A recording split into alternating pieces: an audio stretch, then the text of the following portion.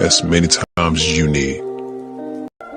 Restart, reset, and refocus as many times as you need. You are your own greatest project. But just always remember, don't give up.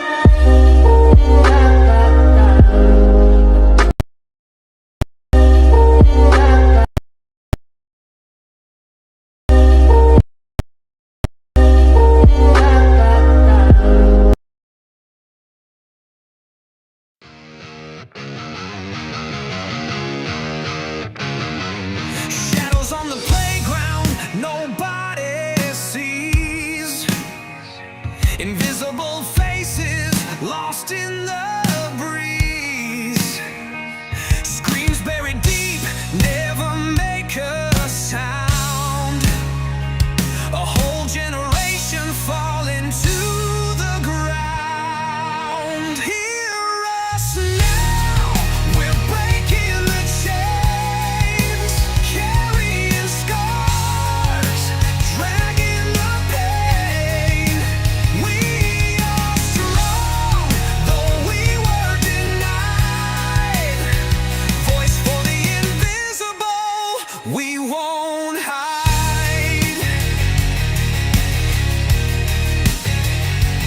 Torn up sneakers, walking battered streets. Dreams crushed beneath the system's feet.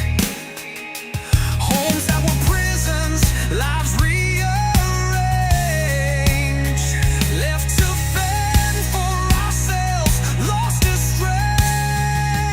Hear us now, we're breaking the chains, carrying scars, dragging the pain. We are strong, though we were denied. Voice for the invisible, we won't hide. Fist in the air, hearts pounding loud.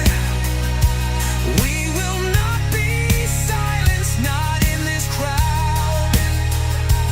Growing flames where the shadows touch. United together, we've had enough.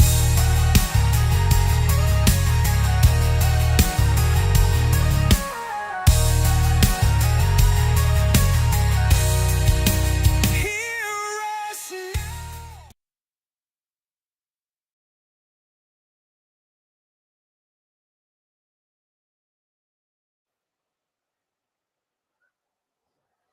Hey everybody, how are y'all doing? It's Danielle here again. I'm here on Unmasking Foster Care Corruption. How's everybody doing today? It's good to see everyone. Welcome in, like, subscribe, follow the channel. So it's been a while, everybody. Let's see who's in the chat. Let's see who's here with us. So what's going on in the real world out there? Anybody know anything? And got any good news? Any updated news? Anything at all? I do, my last show, I had some, I talked about like a couple songs, here in Georgia, because I'm from Georgia, y'all. And, hey, Brad, how are you? How are you, Brad? Yeah, I'm hopping on here today. It's like usually not my day, but hey, I'm here. I've been thinking, the two songs, Reba McEntire and Charlie Daniels Band. Hey, Rodney, how are you? Welcome in, y'all. There's been a lot going on, and yes, parents are getting retaliated on. I do want to say tomorrow is my son's 20th birthday. He'll be 20 years old, the big 20. So happy birthday, Alex. I get this. He's gonna, hopefully he'll be on the show with me. I'm hoping that he is up for it. So we are really looking forward to that. Tonight there's a show with me, Sharon, Tiff, and I believe Brenda's going to be on it. We're going to have all the girls on tonight. I think it's at 9 p.m. Eastern time, I want to say. So y'all tune into that. It's going to be probably on the Beauty and Ashes show. Beauty and the Ashes are, I'm totally saying that the wrong way. But yeah, it's tonight's show. Thanks, Brad. Thank you. So how's everything going with you? Are you getting ready to get back in school mode, Brad? How's everything going? Any are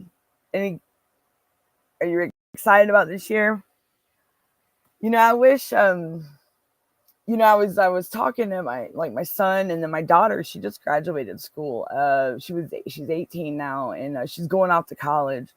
And she went through a lot, with the whole situation with my kids and everything. And she's battling right now. She's battling the confusion part, like the thoughts, because like I said, she was with my aunt. And I got in trouble, y'all, in 2011, so I was going away for a minute. And she's been brainwashed, and she's been told that, I mean, there's no telling. I know she lashed out on TikTok a while back and said she was bringing awareness to horrible parents, which, I let her speak her mind. I let her speak what she wanted to say. And y'all, when you have children that we've been away from and that are going through this, whether or not, however old they are, if they're still a minor, if they're reaching their adulthood, let them speak, let them get their feelings out. I know parents, I know moms and dads out there. I know it's stuff that we are hoping that we don't hear from them. Like, no, not saying that we don't hear from them, no, that we don't want to hear them say, but let them speak. Let them get their feelings out, because I promise you, it will be better once they get their frustration out. Some things may be harsh, because there was some things that my daughter said that was very, very it hurt. It hit home, but I deserved it. I did deserve it. And I let her say what she wanted to. And I did not ever steer her in the wrong direction. I admitted my faults. And the last thing that she stated on TikTok was, Mom, why did you sign all your full rights over to us, to the family? And then after that, I didn't hear from her. So right there is where I see the pain, I see the hurt in my daughter. And right now she's going through, she's back and forth. And now I do remember my mother saying a comment to me years ago, that my daughter said she can't wait till she turns 18 to get away from, and now that I go and I think about the things that have happened over the last 2 years since my mother's death, it's wow. It's like, are these kids really being this brainwashed by people we trusted with our children? I heard Miss Heather Burke last night in a TikTok live. I heard her talking about the guardianship, and that if you're new and CPS has come to your house, or you have any allegations or anything that involves DSCS, CPS, whatnot, whatever the case may be, if you have family and you can't provide for your child, don't let the state get them. Look, I mean, I've even seen not, they don't even have to be blood relatives or anything. It could be friends that you trust. But don't put your child through something that it can be preventable. Don't drag your child into your troubles. Don't string your child along. Don't, because I'm telling you, in the long run, it's going to be, it can result in, I mean, unless there's a quick recovery from it, I promise it's going to be very negative resulting in the end, because I've seen moms and I've seen parents out there, even when I got sent away, and they told their children that they were at band camp or summer camp or vacation. The one that got me the most was Vacation Bible School. I couldn't fathom that. I never lied to my children. That's one thing I didn't do. I never lied. They knew I got in trouble. Now, my son would hold me accountable for sure. Definitely. He put me in timeout. I'm going to have to show y'all the rocking chair one day that I had to sit in for 3 months after I got out of prison. It was, you know what? But I did it. And my son made sure that when he went to school, that my nanny kept me home and I wasn't allowed to go nowhere. But you know what? I deserved it because that's what I get. I mean, that was his way of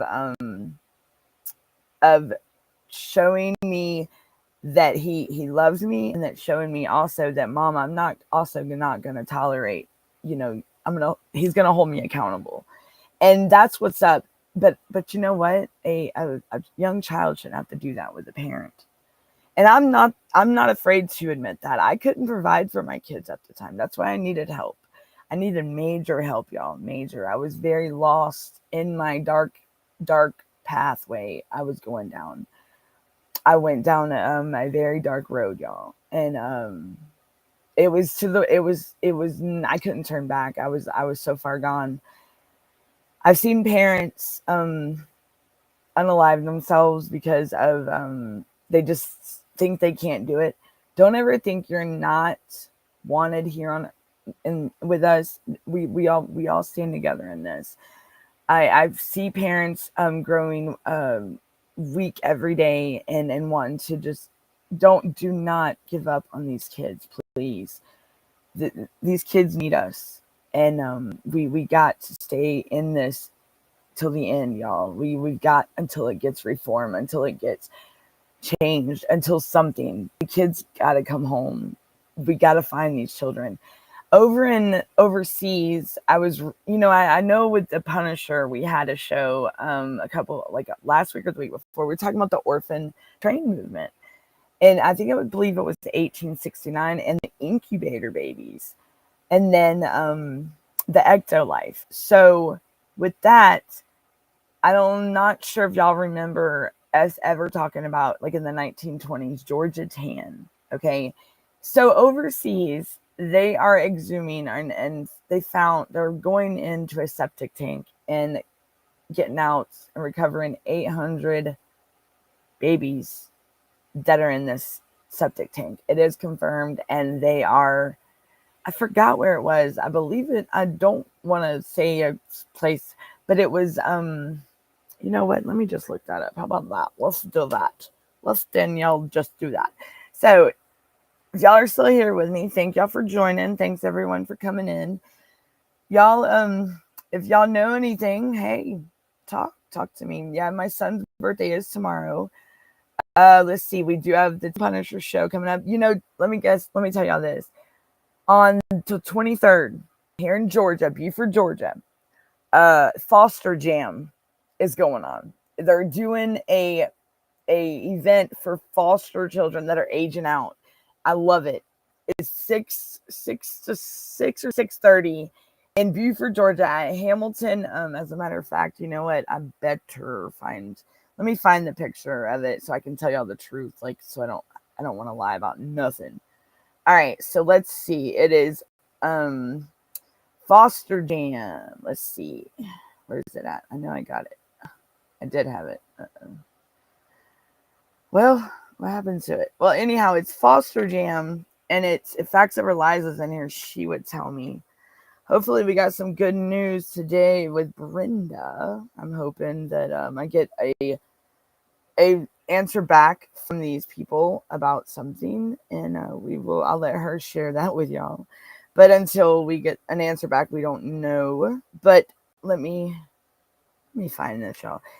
I know, classic mom, right? FCPS, right. You know what? I the other day I was sitting there. I'll read it to y'all. I was really bored, but I want to say this about Beaufort, Georgia. I can't find it. Maybe Brenda's got it somewhere. Where's Brenda? Brenda. No, but it's in Beaufort, y'all. It's at a church. It's a Hamilton church doing it. A Hamilton church down there. In fact, I realized if she was in there, she noted. Thanks. So classic mom, what's going on with you? What you been up to? What's been going on in your world? I haven't been on for a minute, and I feel really bad. This is why I hopped on today Tonight we do have me, Sharon, Brenda probably be on late, and Tiff. We're going to be doing the beauty and Ash's show. I guess we're all going to be on there together. I believe it's at 9, y'all. Y'all bear with me on that because, okay, so here we go. Foster Jam, July 23rd it's an evening of music and awareness benefiting youth aging out of foster care. It's 6:30 to 9:30 Wednesday evening at Hamilton Mill Church in Beaufort, Georgia. So it's 2000 Gravel Springs Road.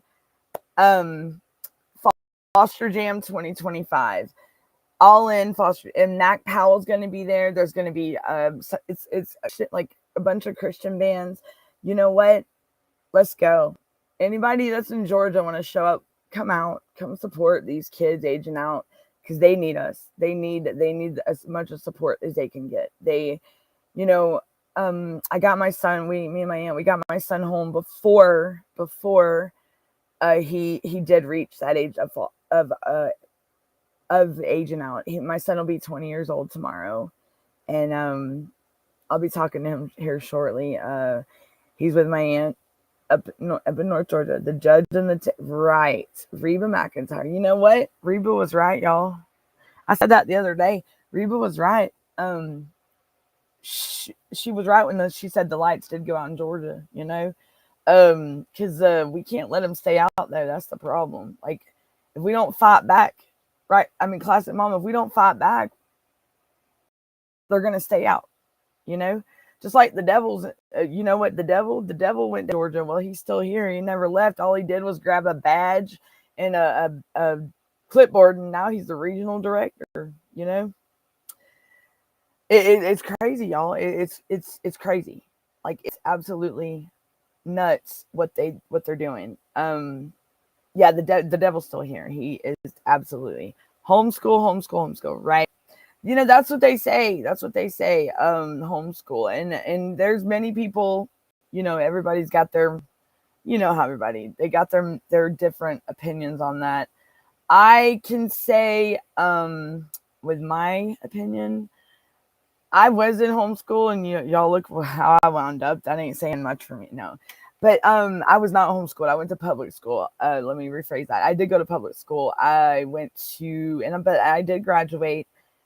You know what, though? I do want to say this. I moved from one county to another county.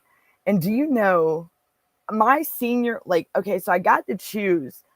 Okay, so there was a new high school opening up, and I got to choose if I wanted to go to the new school or stay at the school I was attending, because I was going into my junior year.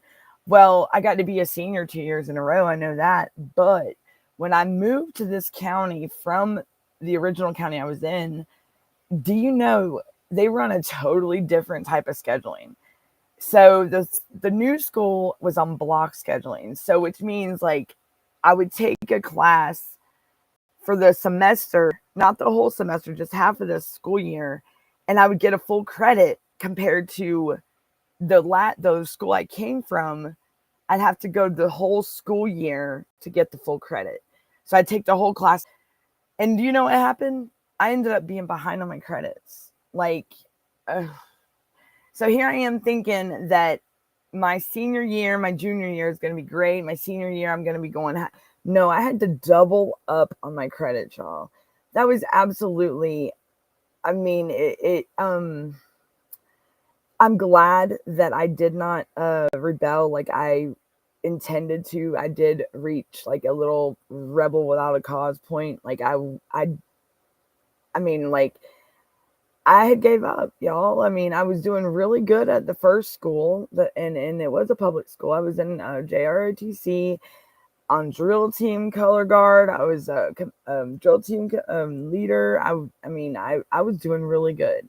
Straight A's, going to drill team competitions. I was on exhibition drill team, like where you spin the those things, you know, in the air, not the batons, but I don't want to say the word on here, the pew-pews. But and watch, I'll get banned for that, saying that. But I know TikTok. I know y'all are out there, and all my TikTok fans that are out there, my audience out there on TikTok. I cannot see y'all's comments. I don't know why. I'm still working on that, and maybe the agency can help me, but I am so sorry because y'all, I love y'all. I do. I love everybody. And I do see y'all's comments after I get off the show. I try to message everyone back, but I do want to say that to my TikTok audience out there. If y'all are trying to comment during the show, I do not see your comments. I'm working on that. So please don't take it that I'm ignoring you, because I'm not, okay? So please forgive me for that. So that's all to my TikTok fans. I love y'all, but I cannot see the comments. I don't know why. They just they don't like me over here and there. Like, I don't know. They'll let me go live on there from here, but they won't let me see the comments. I don't understand. So I love y'all. TikTok, if y'all are watching, hey, keep watching and keep sharing this live out, y'all. So back to the school thing. So I have y'all ever heard of that before though? Like, two totally separate counties being on totally different type of scheduling. Maybe Brad's still in here, and maybe Brad's heard that. I had to double up my junior and senior year. So I was a senior 2 years in a row, yes. But because we didn't have a senior class my first year at the school, it was a junior class, sophomore class, and freshman. So we didn't have the senior class. So I was the first the first senior class at that school. I was the first graduating class at that school, at my school. So, it was really cool. So it balanced out the whole rebel thing, me being wanting to be a rebel, like going on strike or something, like just going against everything. And I just couldn't do that. I couldn't see myself doing that. And it actually looked, I wasn't into JROTC like I used to be at the other school, the first school I came from. When I went to the new schools, I got out. I still was in the program, or still in ROTC, but I would skip class. I would do all kinds of stuff, y'all. Like, I go back to my thing about my sophomore year, and I was a little rebel. Like, I was something else. And then my mom, I remember when she caught me, I used to skip school, y'all. Like, my sophomore year, I would show up to homeroom and get counted for the day, and then make sure that it didn't call my mother, okay? Like, make sure the automated thing, like, if you're counted tardy or absent, the automated thing was not going to call my mom. So it didn't call my mom. Well, I almost made it the whole school. I mean, there was some days I did, like, show up for the whole day because I had to, because, mom would be up there to pick me up for a doctor's appointment or something. Or I had a meeting, or I had, like, something going on after school. Or at school, or test or something. I did do that, but there was a lot of times I did show up to homeroom and then walk out right after I got counted present for the day. And they never called my mom. Boy, I remember the day that my brother called me out. Like, I missed the bus catching it back home. Like, my ride, we were like late, and that was the day my soul left my body that day. Like, I think I turned white as a ghost. My mom was not happy with me. Yeah. So, my mom was a very protective mother. And what mom's not, what father's not. Any parent that loves their children is going to be protective. My mom, I used to think she was overprotective a lot, but now that I'm 41, well, I'm not 41 yet. I'm 40. Now that I'm 40, I sit back and think, thanks, Mom. Thank you. Because I wouldn't change it for nothing. I wouldn't be who I am today. And I don't know, there's a TikTok out there where I posted some posts my mother put on my Facebook page from her. And I mean, she even, like, stuck a warning to my friends and family, like, anybody that was not doing right. She told them they better stay away, or because she said, I'm not seeing my daughter go back down that road. She's like, I'll be darned, and that's Mama Bear talking. And I had just graduated that program, the drug court program that I was in 2017, 2018. And and it feels good to see those on there. She talks to my brother. So mom was really involved with us, even though she my mom always said there's some things that nobody has to know. Everybody don't have to know everything. This person can know this. They don't need to know everything. So if she wanted to talk to me as her, like I'm her daughter, why couldn't she? But there was people in my family that, they don't know everything. They don't. A mother-daughter relationship, a mother-daughter bond is something that someone can never break. I promise you. I wanted that mother-daughter relationship for years, okay? Growing up, I'll tell you, me and my mom didn't, she was like, it was put me in my bed, like it was either homework or school. If a guy called my house wanting to talk to me, my mom 20 questions and he didn't want to talk to me after that. Like, oof. We should pick it and educate those kids on how to get and then expunge their CPS records. Right. What a great that's exactly right. Pick it and educate those kids. Right. And you know what? We should also, go to these schools and do like, I don't know if they do the life skills anymore in school. Do they? Kind of like economics. Remember when they used to send the child home with us, like the doll, and it told on you if you didn't take care of it like you were supposed to? Like, whoa, that was your grade. That was, and then, you got the Oregon Trail back then, like, damn you, Mississippi River. Like, whoa, we were all about some stuff in school, like y'all. But now I don't know if they have that anymore. That'd be something. Yeah, good idea, Classic Mom, good idea. Are you talking about going around to like the different schools and doing it? Like maybe the high school or maybe like junior, senior year type stuff? Because that would be definitely something, especially I wish they still have home economics in there, because like life skills, because they don't teach like what they're teaching now. Like it's not the same like it was, but they are putting cursive, the common, the common curriculum back in there. The cursive is going back in. They were talking about that. I think Brian Kemp was talking about that. I know it's going back here in Georgia. It should be going back everywhere, but they were talking about with kindergartners, starting it with kindergarten, first grade. I don't know. Maybe I'm wrong, but I did, because they took it out, y'all. That's why everybody's up in the air about it. But yeah, kids should be learning how to write cursive once again. They're supposed to be teaching that again. Thank goodness. Let me find this thing, because this is funny, y'all, when I find it. But I wanted to read y'all. So I wrote going to the graduation to pick it and educate, but you can start an after school program to educate youth about their true. And the graduation, yeah, we could do the graduation, or you could do getting out of like doing it before they graduate, like kind of like when I was in, I don't want to say it like this, but when I was in prison, it's kind of like a re-entry, but it's not a re-entry. It's called it's life skills. I mean, it is a part of life. If CPS ever comes knocking on your door, you don't have the answer. That would be good, because I mean, especially if they're young and they have kids that are, some have kids already and are graduating. I've met a couple of them, and I took my dad to the White House so you could, that's awesome. I love getting these emails. Sorry, y'all. But Classic Mom, that's a good idea. A really good idea, honestly. Yes, it is.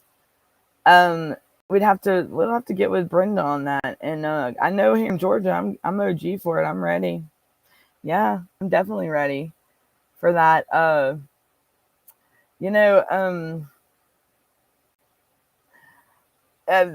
don't know if I said this the other day, but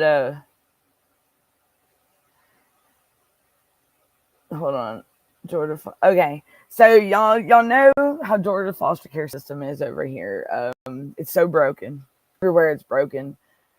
It makes a Waffle House fight look like a therapy session, honestly. I mean, I wish I was exaggerating, but this foster care system and CPS is just getting out of just way out of control. Georgia has gotten even more corrupt than I thought it was getting better, but no. They are retaliating big time, and they're not doing what they're supposed to be, and totally denying parents their case records, anything. Even myself, they want to tell me, but It's not only in the juvenile court, it's in probate, it's in DFCS. If you're paying, it's also in the child support office. Yes, it is. I've seen that myself, and I hope they're watching, because you know what? I will be the one. I will shine the light on that, because I'm not afraid, and I will be putting that out there, because I'll be darned if I'm gonna sit here and let these people walk all over me when two of my children are adults, okay, and my youngest is still a minor. But when a judge leaves it up to me and my family to decide what to do, how are you going to wait till after a child turns 18 to try to do something with child support? And then they want to grant it. What? Without me there. Tell me if that ain't against my due process or equal whatever. I mean, talk about integrity with my family. What the hell's going on? Have y'all ever heard of that before? I mean, I don't even know. I just know that my daughter's 18. And it's my whole case. All these things with my kids. How, if there was no prior evidence, allegations before 2022 of abuse or neglect, how can DFCS include themselves and involve themselves and rip it apart, like rip me apart, like just come in and just railroad the crap out of me and just say, hey, screw you, Danielle, you ain't no, bye-bye. You know, that's what they wanted to do, and they can't. They kidnapped my kid, my son. I wish I had everything on this computer right here, because I don't. For the my son and him coming home and then seeing him, I wonder if I could pull it up. Y'all, I'm only gonna be on here like for a short couple minutes. But what do y'all think about that? Like, so I am still in the works of my paperwork, because my goodness, it's like one thing after another, and I don't understand their guardianship thing and this kinship. Why aren't they letting these kids go to family? I promise you, I can say 100%, if you have a case that just started, okay, get your kids with someone you trust ASAP. Get that temporary guardianship over to them ASAP. Because do not let these people come in and coerce you, discourage you, anything. Find someone you trust with your children until you can get yourself together and get them people out of your life. Get them somewhere safe and away from these corrupt buttholes that they called themselves Child Protective Service. They ain't protecting nothing. Lack of placement, availability. That's what they tell people. That's what they tell parents. That's what they tell. They told me that lack of placement when I'm right here, and they should have never had my son. They did not prove nothing that I was unfit. I was not unfit before that. See. So that's the thing now. From 2011 to 2022, I was never accused of abuse or neglect. I was never deemed to be unfit. And DFCS had no right being in my life or my kids. My mother passes away unexpectedly. She passed unexpectedly out of nowhere. I had just spoke to her 5 minutes before she passed. It was a surprise, and I'll tell you, it was a big surprise, y'all. It came out of nowhere, and the way that it was just done, it was just absolutely. I lost my son and my mom at the same time. My son was taken from my parents' home without my consent, without my knowledge, without my permission, without the court's permission. They had no court order to bring me my son either until way later, which that wouldn't even, I mean, it's just crazy. Then they want to try to backdate stuff. Nunk pro tunk. check your court order, check your paperwork, get your case filed. They cannot hold it from you, parents. But when I say there are more parents that have done the guardianship like I did, I could assure you it is true. Yes, what I say is true about this guardianship. Do it if you're new in your case. I promise you, they can't touch the kids. Don't let them touch them kids. If you cannot provide for your children what they need, please reach out to someone for help. Don't do it to DFCS. People you trust, people you would trust with your life. And then again, I say that because I trusted these people in my life, and and their family. I trust my mom in my life any day of the week, any day of the year, any hour of the day, any minute of the day. My mother all the way, my nanny all the way, my papa all the way, my aunt and uncle, Aunt Debbie and Uncle Dell all the way, Uncle Buddy all the way. Let's see. The extended family, Mark, he's passed on all the way. I'd trust him. His girlfriend Lori, I'd trust him. There's other family though I would not trust with my life. No, I wouldn't even trust him with my brother, and he's in my care. Y'all, the system is so messed up. My brother is disabled. He's had a Social Security claim in for 3 years, and he still can't get help. My mother passed in 2022. He came home. I got him home in November of 2022. He's had his claim in since March of the following year. And still, I believe that they have totally just rushed that, called a day and said, screw you. My brother's been disabled since, he was born with a disability, but he overdosed in 2014 because his child's mother was trying to take his rights and trying to change his kid's last name. And you know what? He tried to unalive himself, and he's still here with us, thank God. Praise the Lord. But that mom still changed that baby's last name. My brother signed papers. I don't even know where I was at that time. I just recently discovered this. And, his daughter looks just like him, my brother.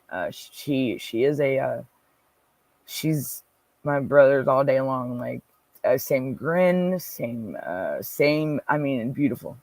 She looks just like him. And she knows who her dad is. She knows but you know what? He would do anything to see her and be in her life. And with his memory being his memory not being so good, that's I always wondered what September 22nd was, and that's his daughter's birthday. I was like, bro, what is that? He may not be able to tell me who the president is this year or what year it is or stuff like that, but he sure can tell me his daughter's birthday. He may not know mine. He knows his birthday, his daughter's, my mama's, my daddy's. Hey, Debbie, what's going on? What's going on with Chris, man, and the baby? What's going on with John? Debbie, what's up? How are you doing, hun? I know, I see Chris. I think she messaged me asking if she can call me. Yes, she can. I will be free here in a minute. I know y'all out there are reaching out to me. This was like just a spur of the moment show. I just wanted to jump on here and come on, and just because I was just sitting here and actually in the heat sweating. You'll see, I'm not even gonna show you my underarms. Whoa, I'm just kidding. I did shower. It's just hot, y'all. I've been storm chasing, guys and gals. I'm not even gonna lie. I've been storm chasing. South Dakota, North Dakota, Nebraska have been getting hit hard. Yesterday, I had there was storm cells, and wow, tornado touchdown. I believe it was in South Dakota, and Nebraska. But wow, this weather is something else. And then what does it do? It rains like hell here. So what's going on, Debbie? What's going on with John? Is Chris have y'all been able to see the baby yet? He's still where do they got him now? Is he still not home? Is he still not y'all still ain't able to see them, please tell me they don't have them in that facility. I'm so sorry that y'all are going through this. I wish I can do so much. Did you? Yeah, I saw that live last night with, was that you in there and with Heather? Yeah, I was just talking about her, Debbie. That people that were in that live, what she was saying about the guardianship, it's true. I can say that. I can that everything that she said about that guardianship last night, Debbie, is true facts, because that is what people need to do to get CPS. Oh wait, they have them in Lansing, Kansas. Oh wow. And that's far away, ain't it? Oh no. He's in Lansing. Oh yeah. Poor baby. If you don't mind, I can call you. Yeah, that's fine. I will. Do you want to call on the show, or do you want to wait till after I get off? Because I can. You can call my phone or messenger, or you can, or we can wait till after the show. It's totally up to you. I'm not going to be on. Yeah, that is my name for my protection. I use a fake name. Okay. Yeah, I did. Did I say it out here? I'm sorry if I did, Debbie. Did I say? Sorry, y'all. So if y'all just come in, y'all like, subscribe, follow the channel. We got a bunch more shows coming up. We got Beauty and Ashes tonight at 9, I believe, p.m. Eastern time. It's gonna be me, Sharon, Tiff, and Brenda are gonna be on there. We're gonna be the four. I was gonna say the duo squad, but no, we're not gonna be the Three Stooges either. What's 4? The quadruple? No, we're gonna be 4 of us on there. So yeah, in 4 hours. Yeah. Yeah, we're gonna be on. And all 4 of us are supposed to be on. Brenda probably coming in late. Okay, Debbie, that's fine. You can do that. That's more. I would be more than happy to talk to you. And we can talk, definitely, y'all. Please keep these parents every day that are going through this in your thoughts and prayers. Camp Mystic, Reba McEntire. I don't know if y'all seen Reba McEntire's niece was one of the victims in that Camp Mystic, the Guadalupe River flood out in Texas. Reba McEntire's 8-year-old, I believe she was 8 years old. I did confirm that and get that information 2 or 3 days ago. So please, I mean, it's these were young. The impact that this has had on our nation with these children, and then the kids missing, and the kids they're finding, and the trafficking, and when are we gonna come together, y'all? When are we gonna stand together? What's it gonna? I mean, I'm not gonna ask you what's it gonna take. How far y'all willing to go? I need all 50 states, parent all 50 states. If there's somebody that's willing to step up in your state, step up and reach out, please. I know I got a lot in most states, but hey, if we want to be, they can't silence us forever, and they sure as hell can't ignore us if we come together. But just think, if we came together, the power of parental unity. I cannot ever stress that enough, y'all. I want to play a recording for y'all. Maybe I can get her done. So this is maybe, I don't know if I ever said it on the show. Let me see if I can find it. Hold on. Here we go. So think about parental unity, okay? So united parents united, parents nationwide. If we come together, we'd be a force to be reckoned with, y'all. Shoot, they could not like they couldn't ignore us. So just think about everything, and let's. I mean, what I say is Operation Pack It Up 2025. Let's go. One is tough, but a bunch of powerful parents united together. What? That is unstoppable, dude. Like, what are we waiting on? I mean, surely not Christmas, right? Like we can't have Christmas in July. Hey, they talk about it, and that is true. I was talking to someone that is overseas, and he told me I was calling into the customer service call center for Metro and the phone company, and let me tell you, yes, they said that they're in December when we have Christmas, it is warm over there while it's freezing cold over here. So right now it would be cold over there. So yeah, that I thought that was so yeah, and they're overseas. I didn't they didn't say what exactly where, but I mean, I learned a lot on that. I mean, I think I kept him on the phone too long that day, and I hope he didn't get in trouble for being on the phone with me. I think I talked to him for over an hour, and it was supposed to be about a bill that I paid, and I paid it, and then we ended up talking for like an hour later. And I mean, he told me about his mom, like how they have like the town, they'll shut off the power every I guess just to cut the use of it down in that country. That's crazy. I never knew that. And so we should be thankful over here. That they don't do that to us, but over there, like that's what they do to these people that live there. And then like he told me that his mother was coming home from work one evening, and they turned off the power, so the street lights and everything were off. And his mother ended up getting a bunch of people jumped her and unalived her, and she's no longer. And the father was going to meet her, and yeah, so keep these countries in our thoughts and prayers because they have it rough, y'all. Like we should be thankful and grateful for what we got here, even though we want our children back. We want our children home. We want to be able to eat with our children, right? Our families. I'm Danielle Waugh, and I want you to have your family back.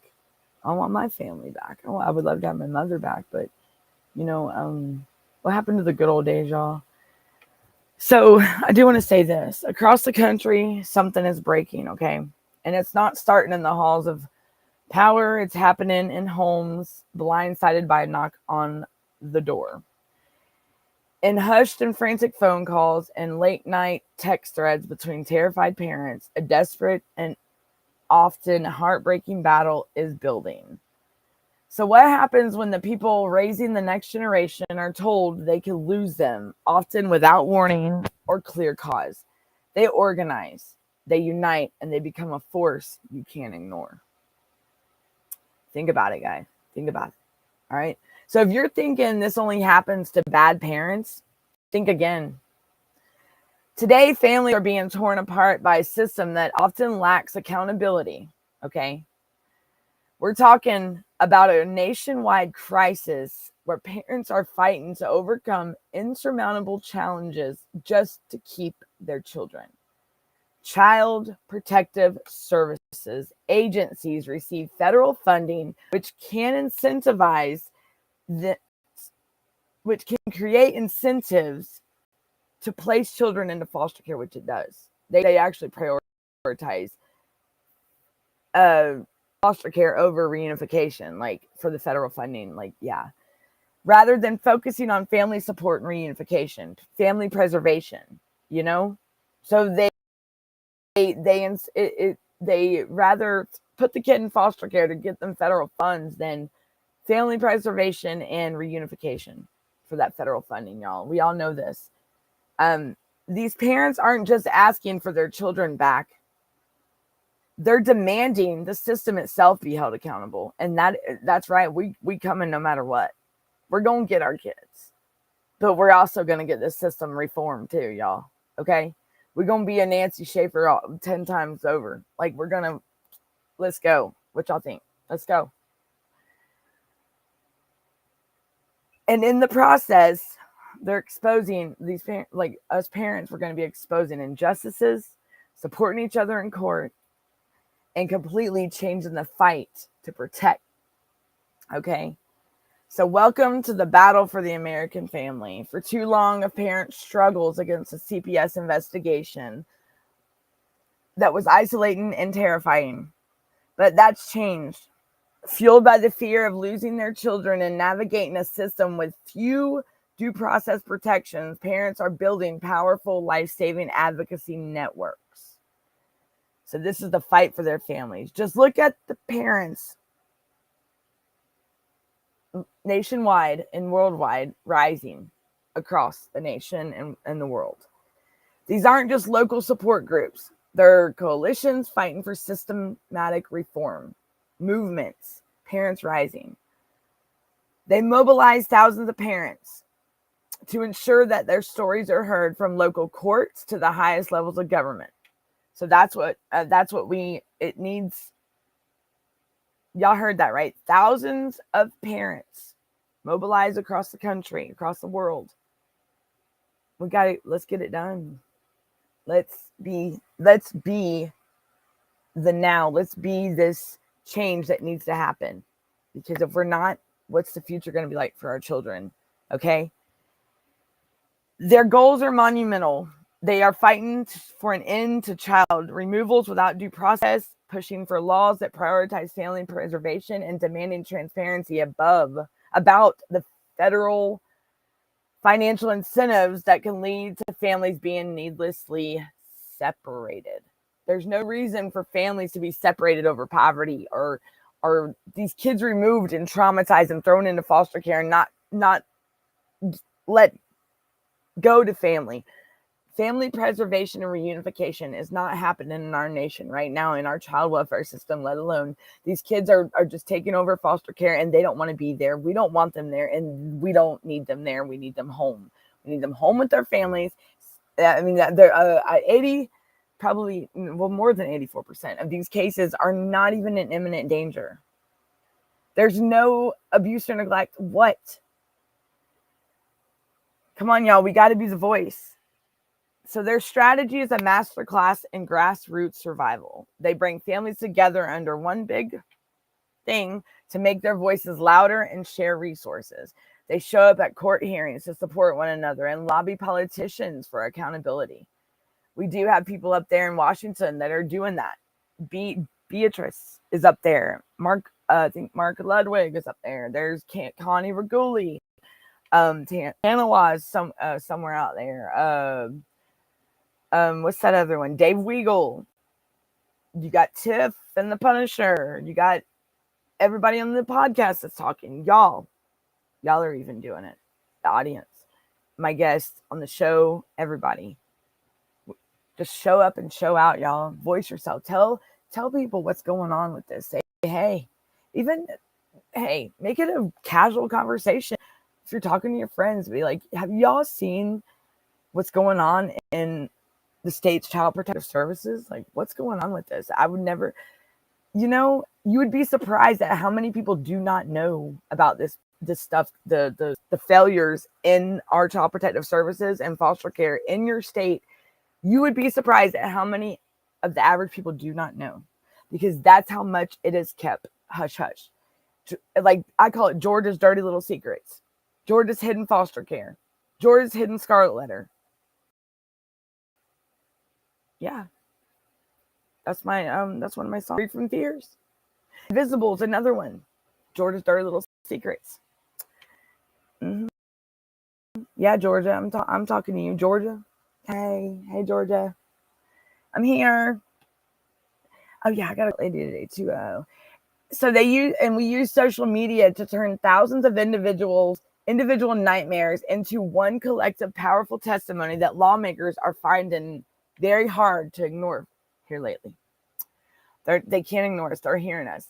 So the more we speak out, this is creating a ripple effect of community defense, y'all. When parents who have been through the system step up and lead the fight, the results and policies are policies that actually support families in crisis, especially those who have been overlooked. Many of these groups have been key in challenging how child welfare laws are applied, making sure that family preservation is front and center.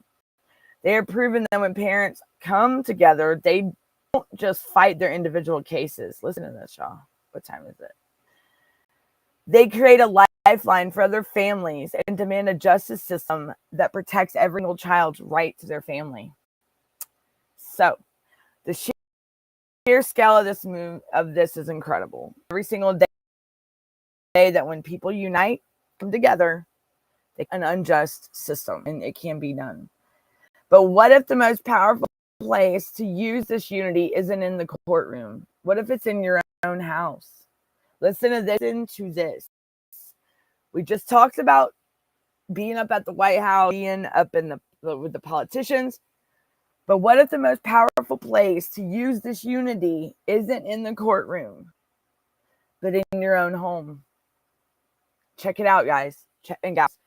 When these parents are fighting a national battle, the very same principle of unity can become a child's single greatest defense in a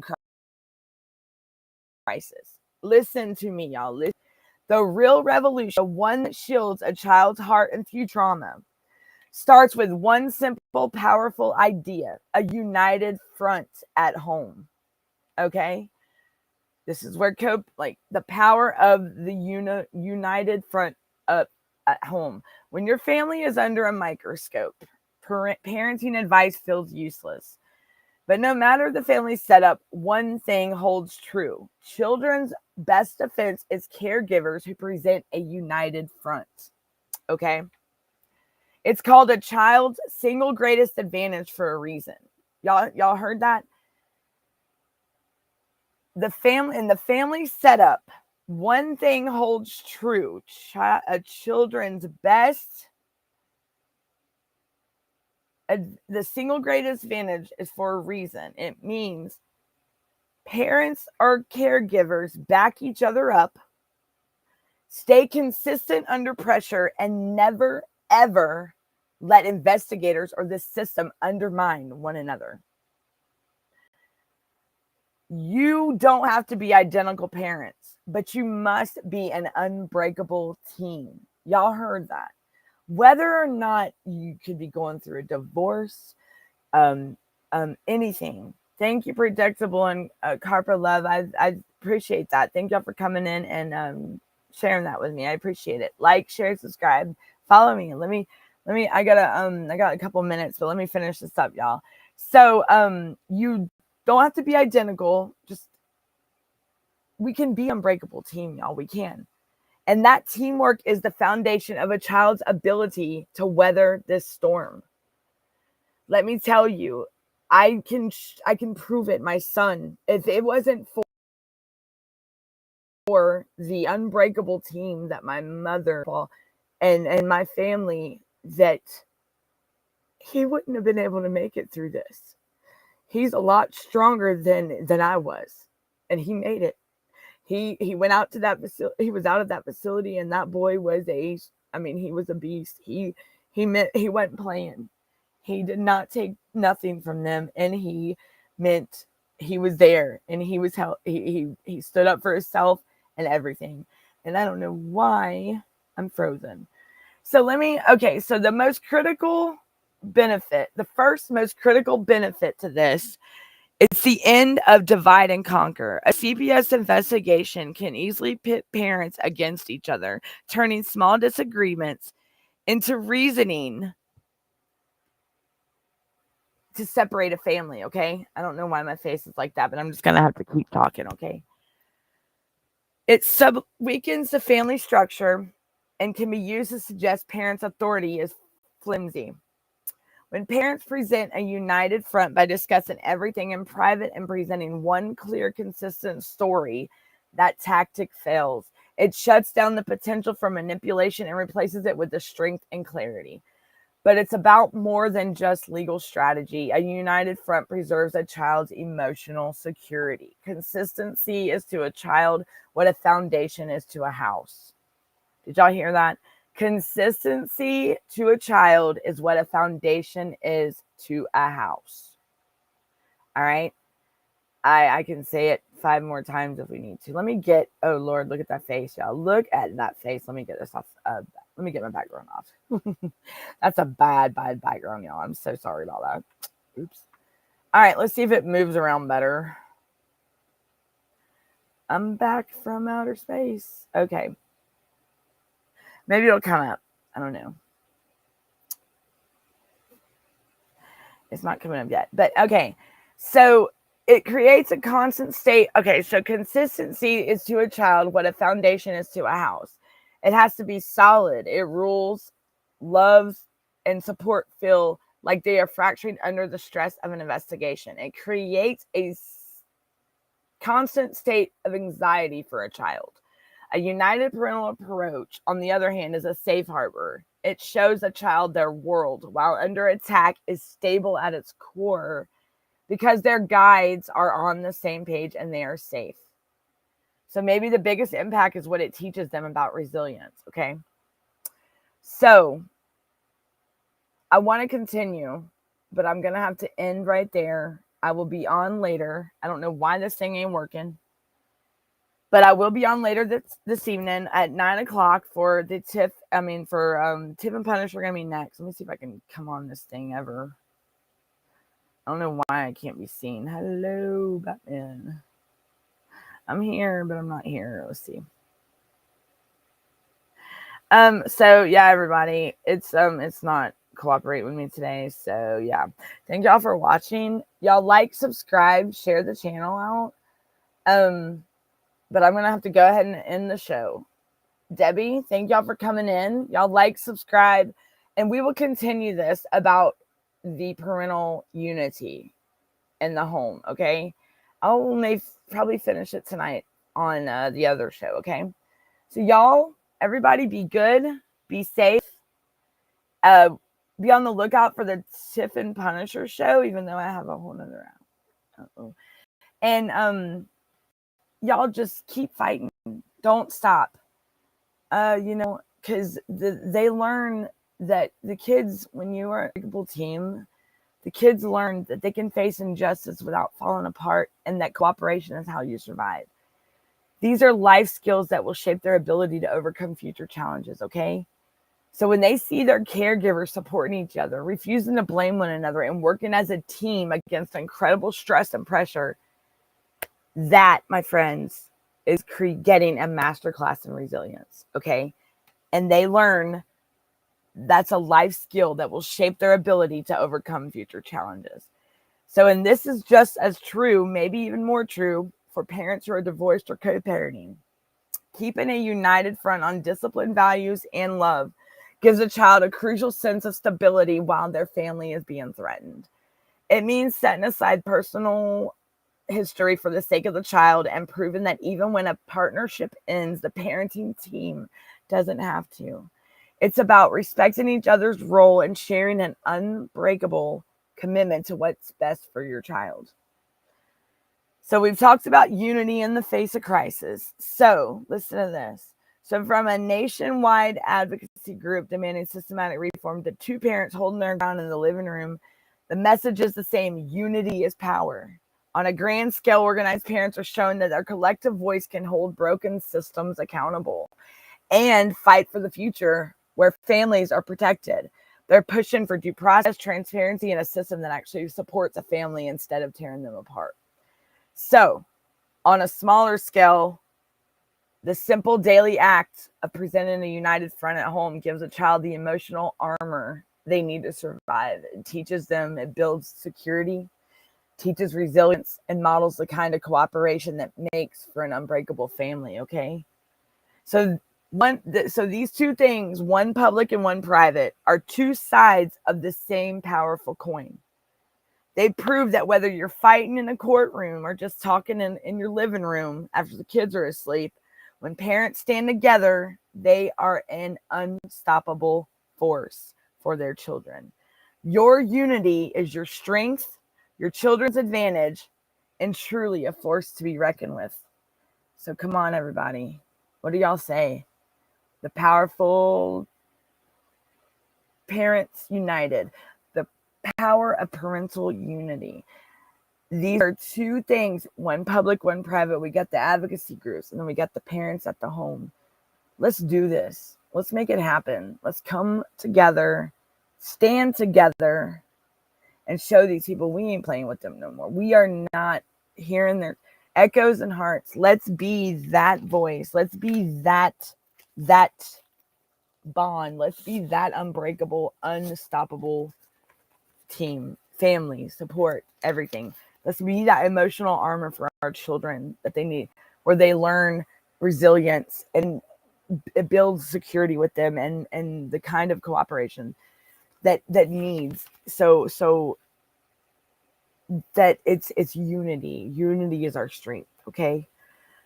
We're not their quiet victims. We are the echo of every cry ignored, every heart broken, every child taken. This right here, y'all, is our rebellion, and it beats loud. They call it protection. We call it destruction. Echoes and hearts, it's here to tell the stories they'd rather keep buried. Echoes and hearts. We won't fade into silence. We're building this for every shattered heartbeat that's ever been stolen, taken, broken, or ignored. Every cry, every voice. Let's be the voice for the voiceless. If you think silence means peace, you haven't heard our side. We're the noise they can't silence anymore, okay? They took our children. They silenced our stories. They thought we'd all disappear, but no, I think we're still here, guys. But every scream they ignored became an echo. Every broken family became a heartbeat. We're still here, and we're louder than ever. So no more silence, y'all. No more shame. This is our truth, and we're going to show them and how lame they are, you know? So let's be this powerful parental unity. Let's come together. Let's be the echo. Let's together. All right, everybody. I got to get off here. Got to end the show. I love y'all. Let me see if my camera comes back on. Does it? No, it's still not on. Oh, man. Oh, I'm so sorry, y'all. Let's try it again. B. I just did it again, and it's not coming on. Okay. I'm sorry, y'all. I don't know why it's not, but everybody, y'all have a good evening. Be on the lookout for the Tiff and Punisher show at 7:30 p.m. Eastern time. It's like an hour away. Be looking out for the Beauty and Ashes show tonight at 8:30, 9 o'clock p.m. Eastern time. All four ladies are going to be on it. Me, Sharon, Tiff, and Brenda. Bringing back Brenda. Or bringing it back. Then they got the Tiffany that's on Tiff and the Punisher, and then Sharon, Gunner's wife, and then crazy old me. You know, little old Danielle over here. I love y'all. All right, everybody. Y'all be good, be safe, and keep fighting and stay safe out there. I'll see y'all later. See y'all tonight. Bye, everybody. Love y'all.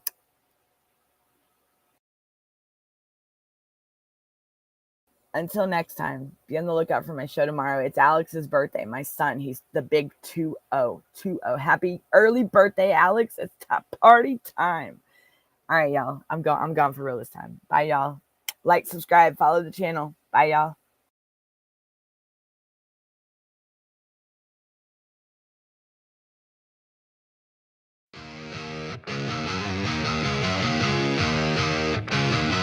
Shadows on the playground, nobody sees. Invisible faces lost in the breeze. Screams buried deep, never make a sound.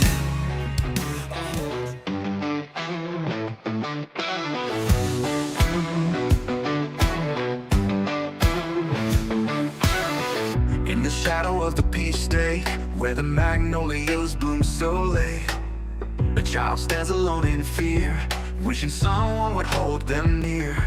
Through the bridges of Georgia's care, they're reaching out but life ain't fair. Isolation's heavy on their heart, praying for a brand new start. Child protectors on the line, Georgia's foster, let love shine.